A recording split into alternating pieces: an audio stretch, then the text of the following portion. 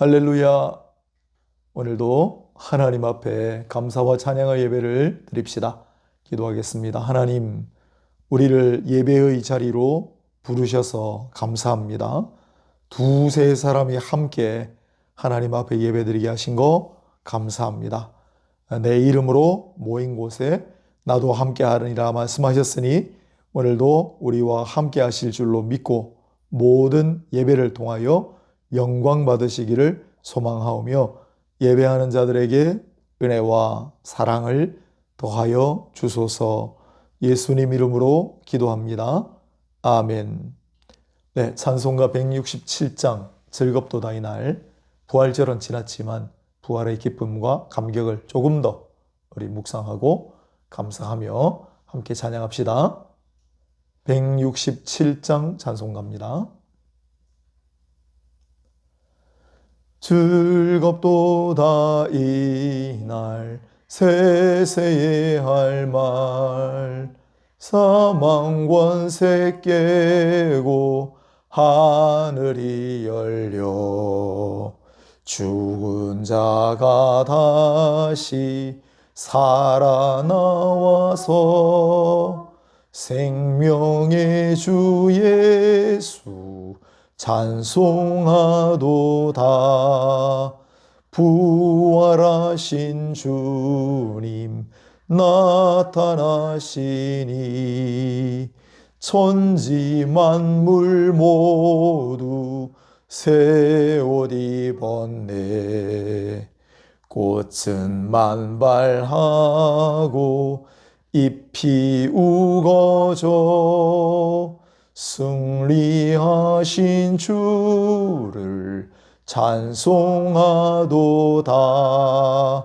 생명의 주 예수 죽음 이기고 무덤 문을 열고 살아나셨네. 주의 말씀대로 이루어져서 사흘 만에 다시 살아나셨네. 아멘. 하나님 말씀을 봉독하겠습니다. 오늘은 구약 성경 사무엘하 19장 15절 한 절 말씀을 제가 읽겠습니다. 사무엘하 19장 15절입니다. 사무엘하 19장 15절. 왕이 돌아와 요단의 이름에 유다 족속이 왕을 맞아 요단을 건너가게 하려고 길갈로 오니라. 아멘. 오늘 수요 말씀 강론의 제목은 왕의 귀환입니다. 왕의 귀환이란 제목으로 사무엘서 19장 전체를 중심으로 말씀을 강론하도록 하겠습니다. 영국의 옥스포드 대학에 30년 동안 교수로 가르쳤던 J.R. 톨킨이라는 사람이 있는데 그는 기독교인이었습니다. 그가 비록 교수였지만 판타지 소설을 하나 썼는데 2001년부터 2003년까지 이 소설이 마침내 영화로 제작이 되어서 전 세계적으로 엄청난 흥행을 기록한 그러한 작품이 있습니다. 그게 바로 반지의 제왕입니다. 그 반지의 제왕 마지막 3부가 왕의 귀환, 왕의 귀환이라는 이름이 붙어 있습니다. 어떤 왕인가? 절망과 많은 죽음을 딛고서 일어나 다시 돌아와 많은 사람들을 치료하고 위로하고 되살리고 또한 나라를 회복시키는 그러한 왕의 여정을 담은 영화인데 왕의 승리, 왕의 귀환입니다. 이 왕은 그는 기독교인이었기 때문에 예수 그리스도를 가리킵니다. 그래서 왕의 귀환은 물론 영화 속의 왕은 이름이 따로 있지만 아르곤 왕이죠. 그러나 예수 그리스도를 상징하는 인물이다. 그렇게 볼 수 있습니다. 성경에도 왕의 귀환이라고 부를 수 있는 대목이 한 군데 있는데 그게 오늘 바로 사무엘하 19장입니다. 왕의 귀환은 물론 예수 그리스도의 귀환을 가리키지만은 그러나 성경에서 이미 예고편처럼 다윗 왕을 통하여 왕의 귀환 장면을 먼저 설명하고 있다는 사실을 꼭 기억하시기를 바랍니다.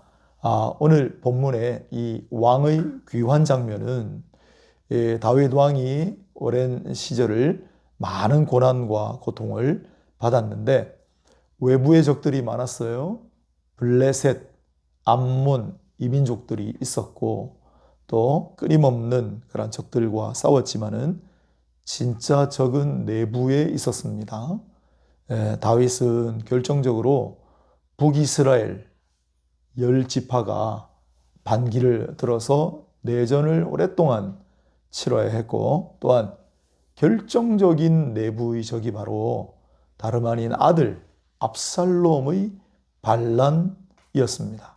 아들 압살롬이 반란을 일으키고 오랜 시간 동안 은밀하게 사람들을 자기 편으로 끌어들이고 스스로 왕이 되었을 때 참 어이없게도 다윗은 급하게 도망치는 신세가 되고 말았습니다. 하지만 이제 도망쳐서 위기를 극복을 하고 최후의 결전에서 마침내 승리하여 압살롬은 죽었습니다. 그리고 드디어 다윗 왕이 귀환하는 장면이 사무엘하 19장에 담겨 있습니다. 자, 이 다윗 왕이 귀환할 때 어떤 일들이 벌어졌을까요? 특히 누가 귀환하는 왕 다윗을 맞이하러 왔을까요? 모든 사람들이 다 반가이 맞았을까요? 가장 앞에서 돌아오는 왕을 맞이하는 인물은 시므이라는 자였습니다. 16절에 있습니다. 시므이. 그는 왕을 모시기 위해 나룻배까지 동원하여 준비를 단단히 해왔습니다.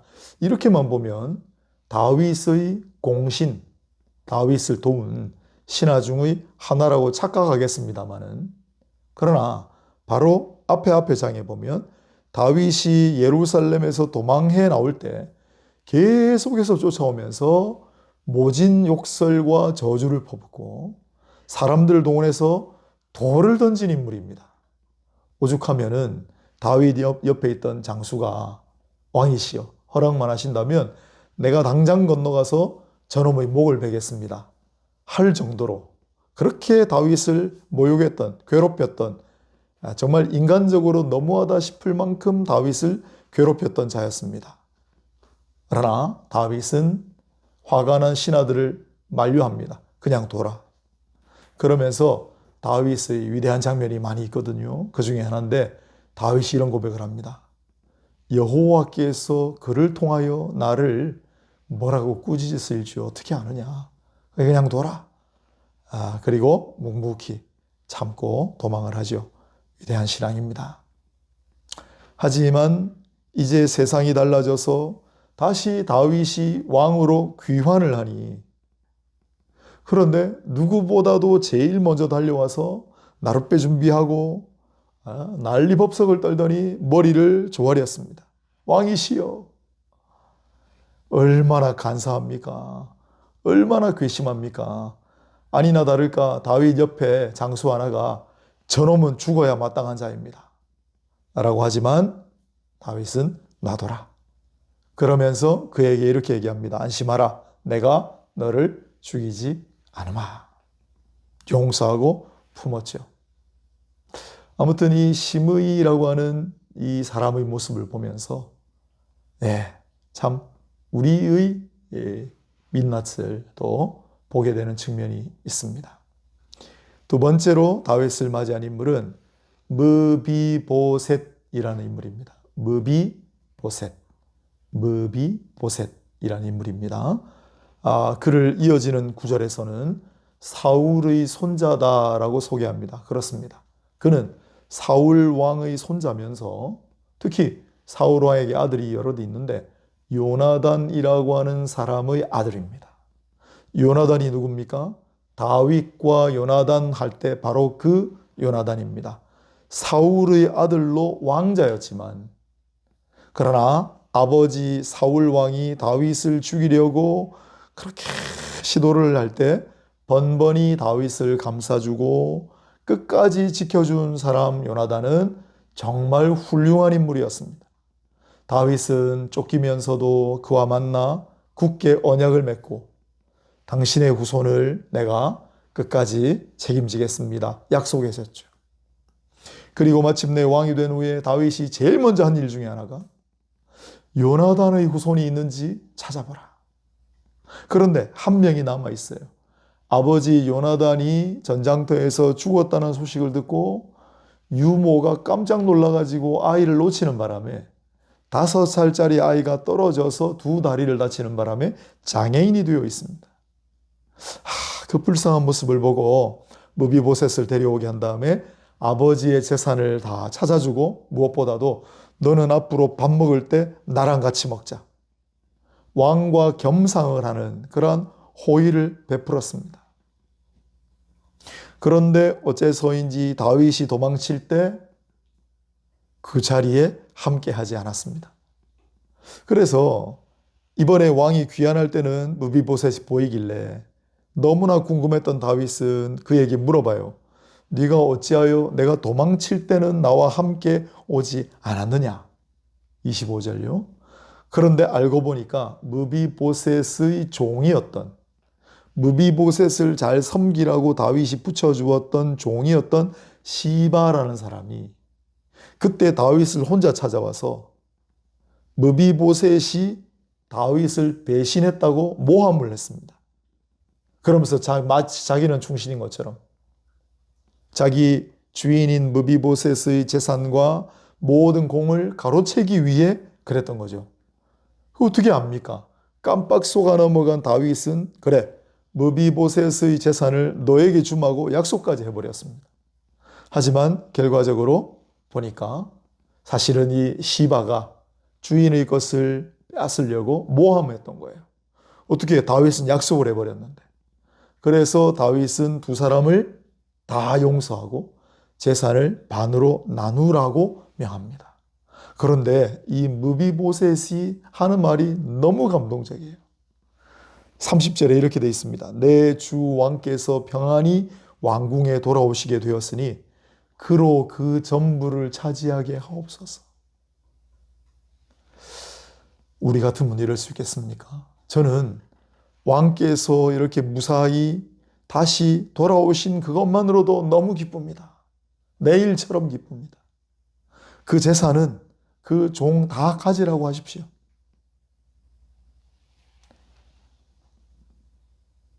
비록 무비보셋은 몸은 온전하지 못했어도 마음만은 신의를 지켰고 그에게 다윗이 은혜를 베풀어 주었던 그 사실을 결코 잊지 않고, 사실은 못 쫓아가서 그냥 왕궁에 남았지만은 수염도 안 깎고 금식하며 힘들어했다고 성경이 기록해요. 그는 신의를 지켰고 은혜를 받은 만큼 그 은혜를 잊지 않고 그런 온전한 은혜를 받은 사람이 보여줄 수 있는 온전한 모습을 보여주었습니다. 반면에 시바라고 하는 종은 비록 몸은 온전했지만 그의 마음은 신의를 저버렸고 다윗 왕이 무비보셋이 그에게 은혜를 베풀었지만 그 받은 은혜를 망각하는 매은 망덕한 인물의 표본이죠. 우리는 은혜 받은 사람들입니다. 그렇지 않습니까? 그러면 어떻게 살아야 하겠습니까? 강가에서 다윗을 기다리고 있는 사람이 하나 더 있었습니다. 이번에는 노인입니다. 그 이름은 바르실레라고 하는 노인이었습니다.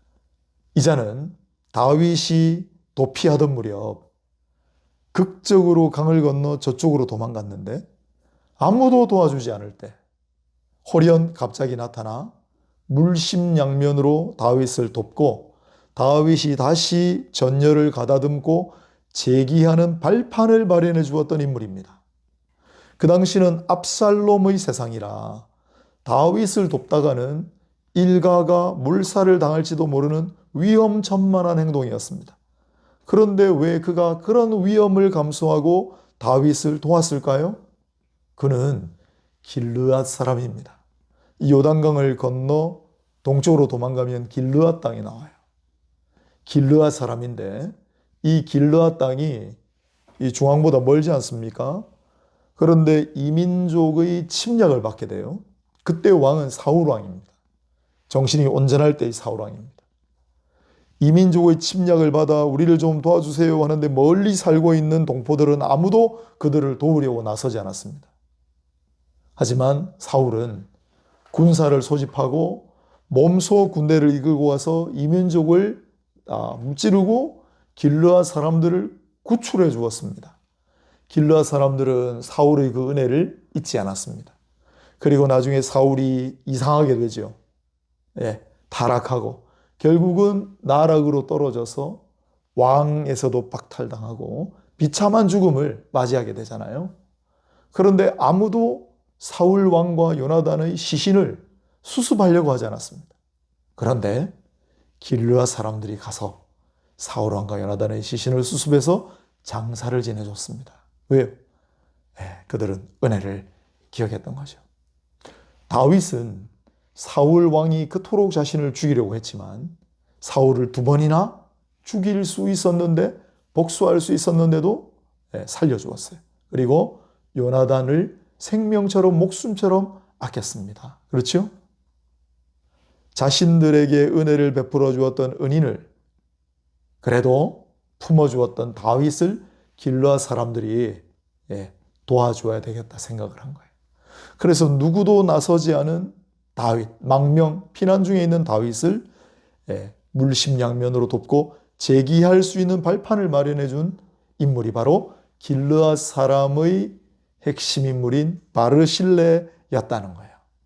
이 바르실레가 없었다면 다윗은 다시 전열을 재정비해서 압살롬 군대와 싸워 절대 이길 수 없었습니다.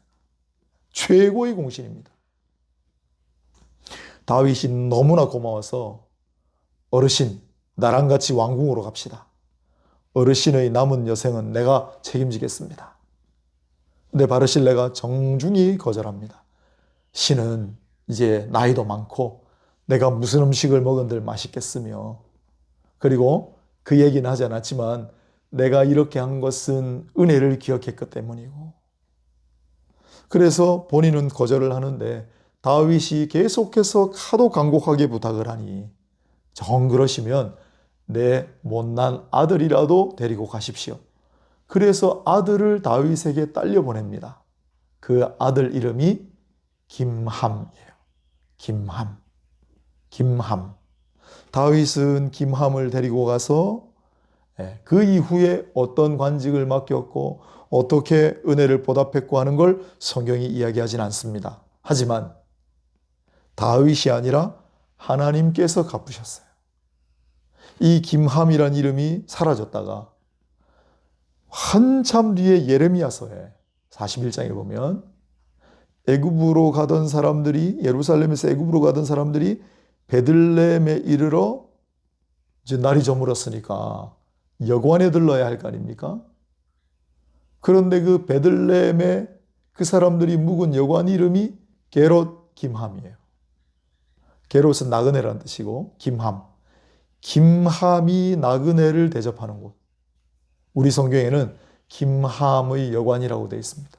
베들레헴은 그때나 지금이나 아주 시골 동네예요. 거기 무슨 호텔이 있겠어요. 그런데 이 김함이란 사람은 다윗의 고향인 베들레헴에 가서 나그네들을 돌보는 곳을 열었던 거예요. 그 후손들이 몇백 년이 지나도 그곳을 지키고 있었던 겁니다. 그리고 또 수백 년의 세월이 흘러 바로 그곳을 요셉과 마리아가 찾아왔어요. 요셉과 마리아는 여관에 묵고자 했으나 여관에 묵을 곳이 없어 구유로 갔는데 그 여관이 어딜까? 게롯 김함의 여관이고 김함의 손들이 그때까지도 여관을 하고 있었을 것이라고 보는 분들도 있지만 안 그럴 수도 있으나 하지만 이 김함이 나그네를 돌보고 섬겼던 그곳에서 메시아 그리스도가 나셨다는 사실만은 변하지 않습니다. 김함은 그렇게 예수 그리스도의 탄생지에 이름을 새기는 영예를 누리게 하셨습니다. 모든 사람들이 그러나 다윗을 다 반긴 것만은 아닙니다. 오늘 본문에도 있지만 유다 사람들이 다윗 왕을 맞이하러 갔다 그랬죠. 불만을 품는 사람들이 생겼습니다. 북쪽 이스라엘 사람들. 걸핏하면은 다윗을 반대하고 걸핏하면은 다윗에게 반역을 일으켰던 북쪽 사람들이 왜 우리를 빼고 유다에서 주도를 하느냐? 왜 우리가 공회에서 누락되도록 당신들이 나서느냐? 불평불만을 쏟아내기 시작했어요. 그러다가 결국 일이 터지고 말았습니다. 베냐민 지파 출신의 성경은 그를 불량배라고 기록합니다.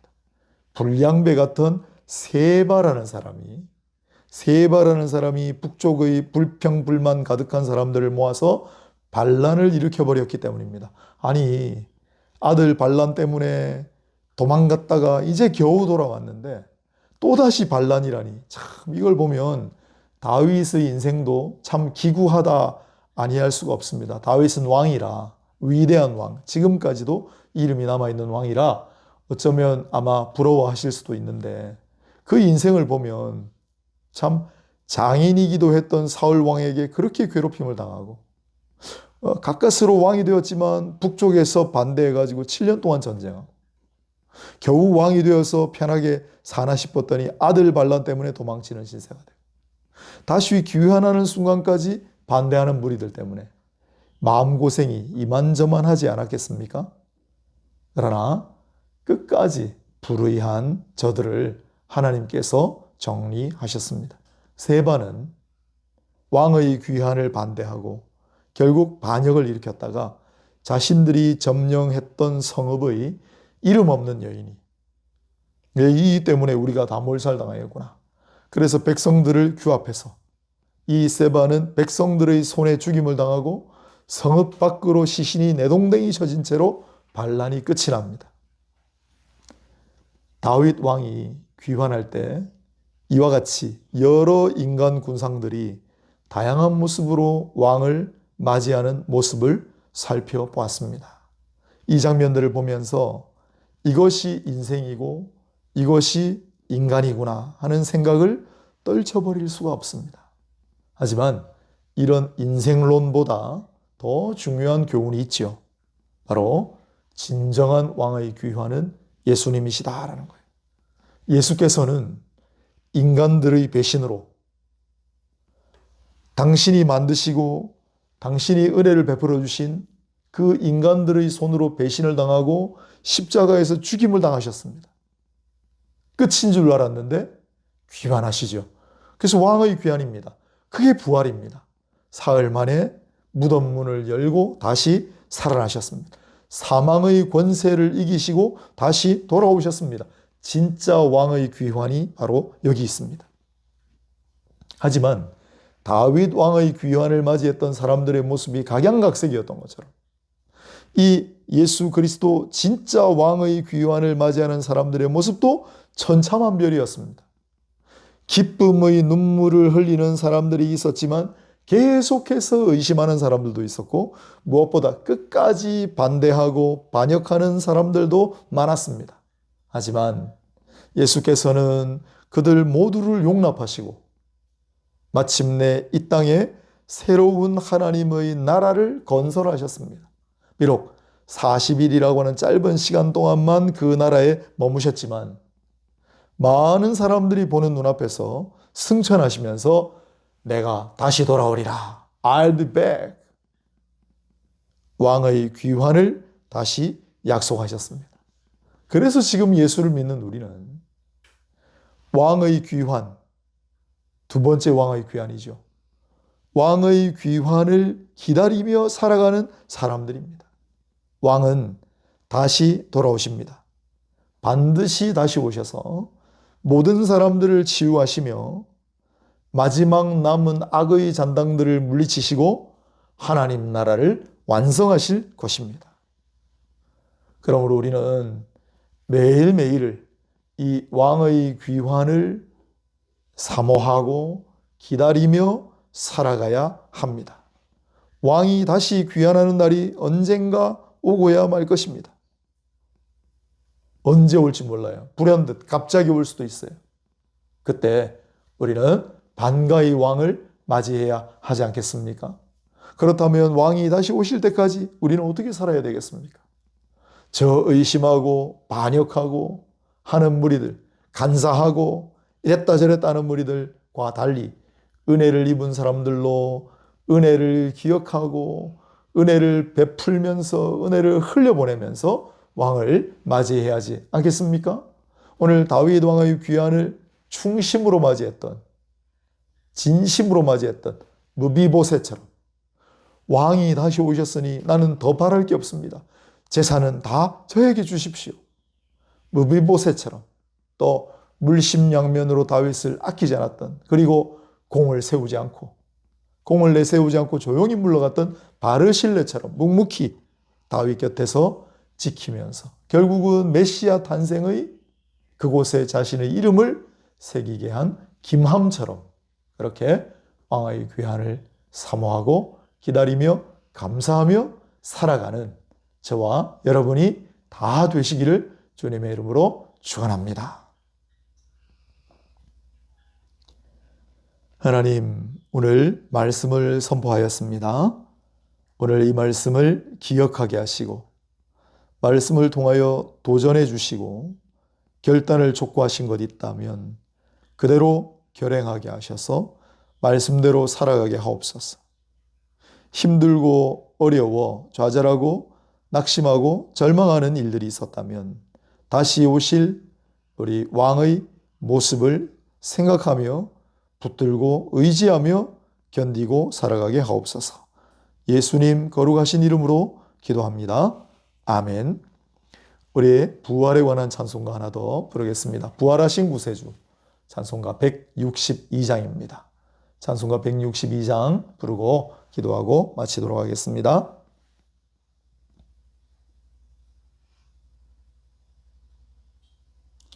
부활하신 구세주 나 항상 섬기네. 온 세상 조롱해도 주 정령 사셨네. 그 은혜로운 손길 부드러운 음성 주 예수 나와 함께 늘 계시네. 예수 늘 살아계셔서 주 동행하여 주시며 늘 말씀하시네. 예수 내 구세주 예수 내 마음에 살아계시네. 늘 살아계시네. 온 세상 살펴보니 주 사랑 알겠네. 내 마음이 아플 때도 주 사랑 알겠네. 이 세상 풍파의 길 힘주시는 주님 주 다시 영광 중에 곧 오시리. 예수 늘 살아계셔서 주 동행하여 주시며 늘 말씀하시네. 예수 내 구세주 예수 내 마음에 살아계시네. 늘 살아계시네. 주 믿는 성도들아 다 기쁜 노래로 주 예수 우리 왕께 다 찬양 드리세. 이 세상 소망이요 참 친구 되시는 주 예수 영원토록 찬양하세. 예수 예수 늘 살아계셔서 주 동행하여 주시며 늘 말씀하시네. 예수 예수 내 구세주 예수 내 맘에 살아계시네. 늘 살아계시네. 네, 계속해서 부활의 승리와 부활의 기쁨과 부활의 은혜를 충만히 누리시기를 바랍니다. 봄이 만연합니다. 봄꽃과 함께 아름답고 행복한 시간들을 만끽하시기를 축복합니다. 이제 마지막으로 기도하고 축도한 후에 마치도록 하겠습니다. 함께 한번 기도하겠습니다.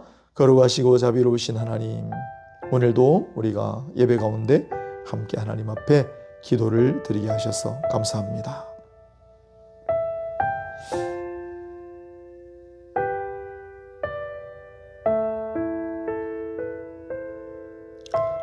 주님,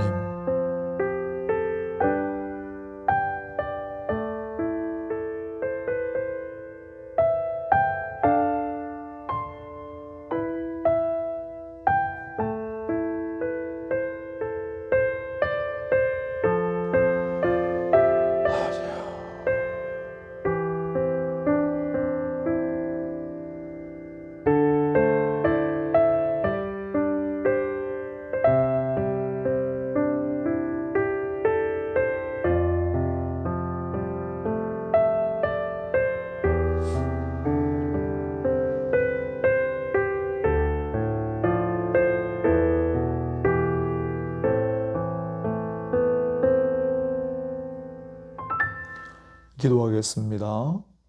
우리 마음 가운데 거하시는 주님, 우리의 마음 깊은 곳으로부터 은밀하게 드리는 우리의 기도를 귀 기울여 들어주소서. 우리가 말씀을 붙들고 의지하며 기도하는 모든 것들을 약속하신 대로 이루어 주소서. 하늘 문을 무엇이든지 간구하는 바대로 두드리라 하신 말씀대로 이 시간에 간절하게 하늘 문을 두드리는 자들에게 문을 열고 친히 얼굴을 보여주시며 그 기도에 응답하여 주시옵소서. 오늘 이 시간도 우리 드리는 모든 마음과 우리의 찬양과 우리의 기도를 통하여 오직 홀로 영광 받으시고 많은 자비와 은혜를 베푸소서. 예수님의 이름으로 기도합니다. 이제는 주 예수 그리스도의 은혜와 하나님 아버지의 극진하신 사랑과 보혜사 성령님의 위로교통 감동감화심이 비록 잠시 공간적으로 떨어져 있으나 이 시간 주님 앞에 겸손하게 머리를 숙이는 그들의 머리 위에 친히 손을 대사 위로와 평강과 은혜를 베풀어 주실 줄 믿으며 감사하며 나아가는 모든 이들의 머리 위에 그들의 가정과 가족들, 이 교회 위에 지금부터 영원까지 항상 함께 있을지어다. 아멘.